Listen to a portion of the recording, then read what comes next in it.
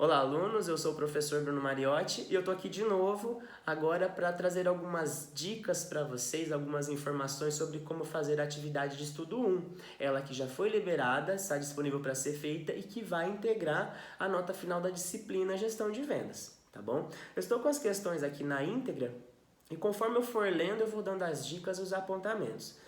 Antes de mais nada, o intuito do vídeo é justamente dar um bônus para você, aluno. Você que participa das aulas ao vivo, você que interage com o professor mediador, com o professor formador, é uma forma de estimular cada vez mais essa participação conosco, tá ok? Então vamos lá. Eu não vou ler a questão inteira, até para economizar tempo, e eu vou ler só um trecho, daí vocês já vão conseguir identificar de qual questão a gente está falando, tá? Então vamos lá. Ao analisar a concorrência em vendas, é importante mapear os elementos administrativos de vendas das principais empresas concorrentes. Vou parar por aqui. Essa questão ela vai tratar especificamente sobre a análise de concorrentes, certo? Como uma das atividades importantes e necessárias para fazer a gestão de vendas para o planejamento de vendas. Então já fica aí a primeira dica. Eu tenho que fazer sim a análise dos concorrentes, porque é uma parte do planejamento que é muito importante e não deve ser dispensada. Lá no capítulo 2, vocês vão encontrar entre a página 52 e 54 o tópico análise dos concorrentes, da concorrência, onde vocês vão conseguir entender um pouquinho melhor. Mas fica mais uma dica para vocês. Se atentem e identificar quem são os concorrentes potenciais e quem são os concorrentes reais, tá bom? Fica mais essa dica para vocês. Vamos para a próxima. A segunda, ela vai falar o quê? É muito importante analisar o comportamento de decisão de compra dos consumidores. De acordo com Castro e Neves 2014, é com base nas etapas de compra dos consumidores que é possível identificar quais atividades de marketing e também as funções dos vendedores. Vou parar por aqui. Da mesma forma que a primeira, ela vai trazer uma outra análise que o planejamento de vendas exige que seja feito, que é a análise do comportamento do consumidor, tá? Para a gente entender o comportamento do consumidor, lá no capítulo 2 também, no tópico comportamento do consumidor, ele vai trazer para vocês que esse entendimento ele é pautado na compreensão de alguns fatores, certo? E a própria questão vai trazer quais são: culturais, sociais, pessoais e psicológicos.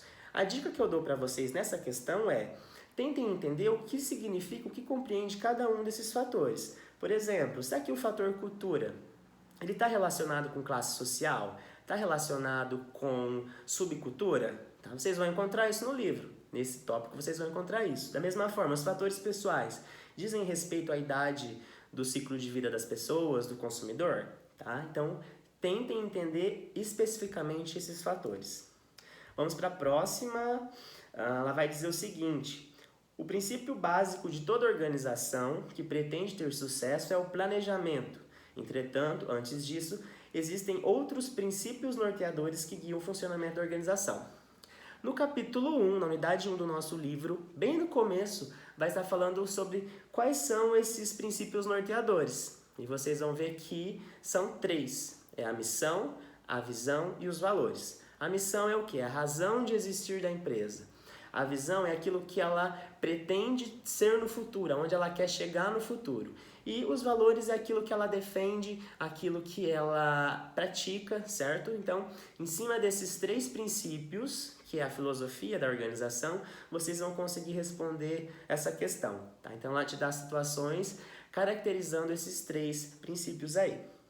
Vamos para a próxima, que vai dizer o seguinte: Vender é uma atividade aparentemente simples que envolve um vendedor e um comprador, interessados em um produto ou serviço. Entretanto, para que uma venda seja feita, é necessário levar em consideração uma série de pontos e variáveis. Vou parar por aqui. Aqui, essa questão ela vai entrar especificamente no planejamento de vendas. Ainda no capítulo 1, lá no tópico planejamento de vendas, vocês vão encontrar que existem alguns fatores para compreender a necessidade do planejamento de vendas, no porquê de fazer um planejamento de vendas. E a dica que eu dou para vocês aqui nessa questão é: será que é importante, por exemplo, eu fazer um estudo de mercado antes de eu começar a vender ou antes de eu lançar um produto ou um serviço? Será que é importante? Eu acredito que seja. tá? Fica a dica. Será que é importante eu fazer um controle das vendas, uma auditoria, controlar as minhas vendas para identificar se eu estou indo bem, né? Quais são os meus pontos falhos? Será que é importante fazer isso? Então fica aí, né, um dos motivos de fazer o planejamento de vendas e o acompanhamento das vendas como forma de responder essa questão, tá bom? Então lá no capítulo 1, nesse tópico planejamento de vendas, vocês vão conseguir responder bem facinho. Vamos para a próxima, que diz o seguinte: as mudanças que estão acontecendo no mercado são cada vez mais rápidas. Além do mais, a concorrência de empresas e produtos similares ou substitutos é cada vez maior. Aqui, né, essa questão ela vai trabalhar novamente sobre o planejamento de vendas, porém trazendo uma outra análise, uma outra etapa que ele contempla, que é a análise do ambiente. E aí lá no capítulo 2, no tópico análise do ambiente de vendas, vocês vão ver que para compreender esse ambiente, a gente divide ele em dois. Primeiro o macroambiente e o microambiente. Aí fica a dica para responder a questão. O que é o macro? O macro, pessoal, resumidamente, é aquilo que a empresa não tem controle. Entre aspectos econômicos, aspectos políticos, certo? Que a empresa ela não tem controle, é imposto para ela, ela tem que se adequar, seguir aquilo lá. Diferentemente do ambiente micro, que é aquilo onde ela domina, ela tem um controle maior, a relação com fornecedores, concorrentes, certo? Então, ela tem um controle maior sobre esses fatores. Então, a dica para responder essa questão é justamente a compreensão do fator que envolve o ambiente macro, porque a questão ela vai especificar características do macroambiente. Então, recapitulando, o macroambiente é aquele que a organização não tem controle. A próxima questão, pessoal, ela vai trazer um caso hipotético que retrata ainda a análise do ambiente em vendas, que é uma empresa de brinquedos infantis enfrentou um grave problema na venda de produtos, devido à falta de estoque necessário em um período que até então as vendas eram reduzidas. Vou parar por aqui. Resumindo o caso, ele vai tratar sobre a liberação que o governo federal fez das contas inativas do FGTS. Então, novamente, recapitulando, estou falando do ambiente macro, onde uma ação do governo fez com que impactasse nas vendas da empresa. E aí vocês vão ter que identificar nessa situação, nessa liberação, né, das contas inativas do FGTS, quais variáveis caracteriza isso? Então a gente tem a opção de variáveis sociais, culturais, demográficas, econômicas, tecnológicas. Então lá no capítulo 2, no tópico ambiente de vendas, vocês vão encontrar especificadamente cada uma dessas variáveis. A dica que eu dou para vocês é, se houve a liberação das contas inativas, houve um incremento de renda, então aumentou o poder aquisitivo do consumidor. Gravem isso, o aumento do poder aquisitivo do consumidor vai caracterizar especificamente uma dessas variáveis do ambiente macro. A próxima questão, ela vai dizer o seguinte: a cara de qualquer organização é a sua força de vendas, afinal é com ela que os consumidores estabelecem contato e conhecem as organizações diante da busca pela satisfação de suas necessidades. Então aqui, lá no capítulo 1, no tópico 1 do nosso livro, ele vai trazer para vocês o tópico características e conceitos, onde vai especificar uma série de objetivos, de funções que é atribuída à força de vendas. Ou seja, para ela vender, ela tem que fazer tudo aquilo lá, que vai estar escrito nesse tópico aí. E essa questão ela vem justamente caracterizar algumas dessas funções, certo? Que é fidelizar clientes, coletar informações, definir o público-alvo, prospectar mercados, definir o alvo e vender. Tá? Então, analisando o contexto da questão, vocês vão identificar de qual função do vendedor, da força de vendas, a questão está falando. A próxima questão é: a concorrência e a variedade de produtos e serviços levam as organizações a uma constante competitividade de preços e benefícios oferecidos aos consumidores. Vou parar por aqui. Então, a gente volta na análise dos concorrentes e agora para compreender a estrutura de mercado, como que esses concorrentes se organizam. Então, vocês vão ter lá no capítulo 2, na análise dos concorrentes, algumas classificações para esses concorrentes, tá bom? Então, vai ter lá monopólio, monopsônio, concorrência pura, oligopólio. Então vocês têm que entender o que significa, o que caracteriza cada um desses concorrentes para conseguir responder essa questão. A dica que eu dou para vocês, e até o macete, é: quando falar mono, a gente entende o quê? Que é único, só ele. Quando falar oligo, a gente entende que é o quê? É algo reduzido, pouco. Então, oligopólio, por exemplo, poucas empresas, né, trabalhando com um produto. Fica aí a dica para vocês.